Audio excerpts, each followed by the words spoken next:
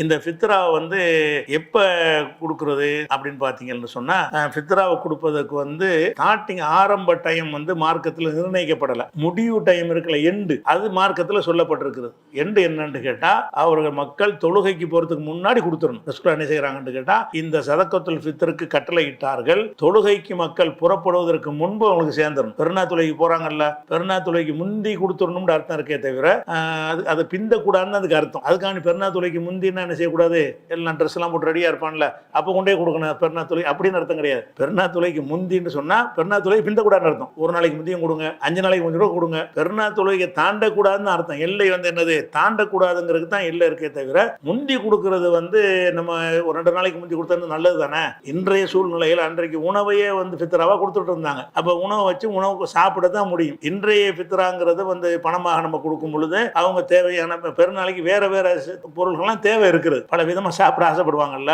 இதெல்லாம் எல்லாரும் நம்ம அப்படித்தானே சாப்பிடுவோம். அப்ப நீங்க கொண்டே இந்த பெருநாள் அன்னைக்கு கொண்டே கொடுத்தாலும் எப்படி வாங்குவார் அவர் அன்றைக்கு அதெல்லாம் வாங்கி சாப்பிட முடியாது. அப்ப இதெல்லாம் வந்து பணமாக நீங்க கொடுக்கும் பொழுது அதை வந்து ஒரு நாளைக்கு 2 நாளைக்கு முந்தி கொடுத்தா தான் அவங்களுக்கு அந்த பெருநாளைக்கு யூஸ் ஆகும். நம்மள மாதிரி பெருநாள் கொண்டாடுவாங்க. தொழுகைக்கு மக்கள் செல்வதற்கு முன்னாடி கொடுத்துடணும். பெருநா தொழுகை முடிஞ்சிட்டு கொடுத்தீங்கன்னு வைங்க, அதுக்கு ரசூலுல்லாஹ் சொல்லிட்டாங்க, யார் ஒருத்தர் பெருநா தொழுகைக்கு முந்தி கொடுத்தாரோ அதுதான் ஃபித்ர்ல சேரும். இல்லை என்று சொன்னால் சாதாரண தர்மத்தில் சேர்ந்து விடும். சதகத்துல் ஃபித்ர் நிறைவேற்றின ஆக மாட்டார். இப்போ லொஹர் தொழுகையை வந்து லொஹர் நேரம் முடிஞ்சிட்டு போய் தொழுதா தொழுகை ஆகாதுல்ல. அது ஒன்னொன்னுக்கு ஒரு நேரம் இருக்குன்னா அந்த நேரத்துக்குள்ள செஞ்சா தான் அந்த வணக்கமாகும். இந்த ஃபித்ராவை கடமையாக்குனது 2 நோக்கம் என்னன்னு கேட்டா, நோன்பு வைத்தவருடைய நோன்பில் ஏற்படுற பிழைகளுக்கு ஒரு பரிகாரம், 2வது மிஸ்கின்களுக்கு அன்னைக்கு பெருநாள் அன்னைக்கு சாப்பாடு கிடைக்கணும், இதற்காக கடமையாக்கிட்டார்கள் என்று சொல்லிவிட்டு தொழுகைக்கு முன்பு யார் இதை நிறைவேற்றி விடுகிறாரோ பொஹிய ஜக்காத்துன் மக்பூலத்துன், அதுதான் ஒப்புக்கொள்ளப்பட்ட ஜக்காத்தாக ஆகும். இறைவனால் ஃபித்ரா என்று அதைத்தான் அல்லாஹ் ஏற்றுக்கொள்வான். தொழுகைக்கு பின்னாடி யார் அதை கொடுக்கிறாரோ